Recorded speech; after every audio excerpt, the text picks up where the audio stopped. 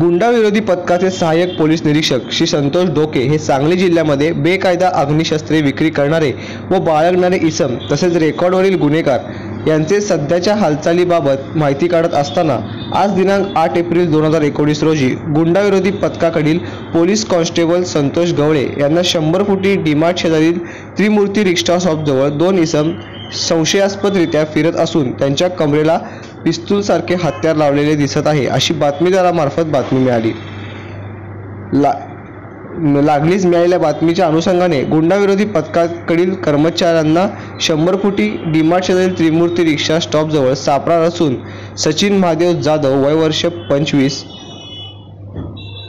रोहित केशवराव यादव देशमुख वय वर्ष 28 यांना शिताफीने ताब्यात घेतले आहे। त्यांच्या कब्जातून एक देशी बनावट पिस्टल, एक गावठी कट्टा, 6 जिवंत कारतुसे व एक यामाहा कंपनीची मोटरसायकल असा एकूण 1,26,800 रुपये किमतीचा माल हस्तगत केला असून सदर आरोपींबाबत विश्रामबाग पोलीस ठाणे येथे गुन्हा दाखल केला आहे।